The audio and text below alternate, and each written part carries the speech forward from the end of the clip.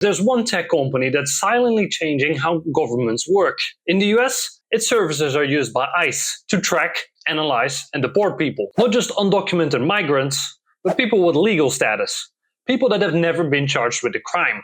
And now, Europe is experimenting with the exact same software. It's time to talk about Palantir.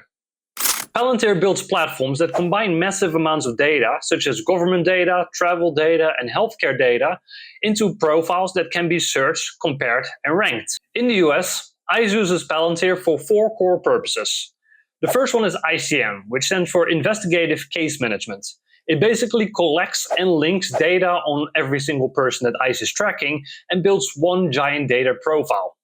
The second one is Falcon, which takes the data from the ICM and tries to uncover patterns within the data that might be suspicious, so that agents can prioritize who to track and who to deport first. The third one is Elite, which takes all this data and puts it on a visual map. This makes it very easy for ICE to figure out where people live and work that they're trying to track, and it also helps them to figure out which neighborhoods to raid first. And the final one is Immigration OS, that takes all the data from the previous sources and turns it into a decision-making model that tells agents who to deport first without a lot of human oversight. As you notice, those systems don't just manage data, they actively shape decisions, and often without an actual human being involved. And that's problematic because the system can be wrong and often flags innocent people. Now, the problem for Europe is that this isn't the US only story. Palantir is already actively implemented in intelligence services and police forces across Europe. France's domestic intelligence service has multi-year Palantir contracts for analyzing sensitive security data. Germany has several state police departments actively using Palantir's analytical tools. The UK uses Palantir in military and government programs. And Europol uses it for counterterrorism and operational analysis. That means that what's happening in the US today is technologically also possible in Europe. Now, that's a problem for 2 reasons. First of all, when systems decide who is risky or not, the system is the one that's deciding whose family gets ripped apart first, which takes out the complete human factor that should be involved in that.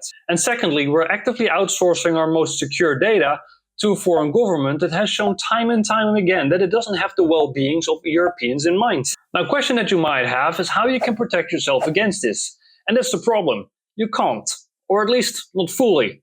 If you're a citizen of a European country, your data is going to be in government databases. And those are the exact databases that are used to train the Palantir models. But what you can do is minimize your own digital footprint outside of those databases, so that it becomes a lot harder to track you.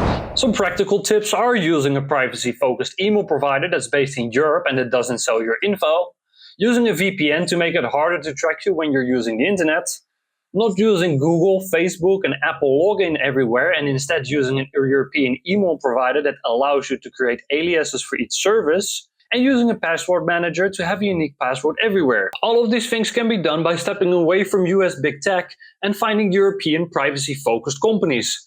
Proton is a good example of this, because they're based in Switzerland and they actively don't sell your data. Other things you can do are using extensions such as uBlock Origin that prevent tracking on the internet even more, and using a browser that is not based on one of the US big tech ones, such as Firefox, or if you want a European version, Vivaldi. And finally, limiting your social media use and making sure you don't share a lot of data with these companies is probably a good starting point as well. Now, to be clear, none of this is actually perfect, but it's the things you can do to minimize your own digital footprint. This video is a reminder that technology in this day and age is not neutral.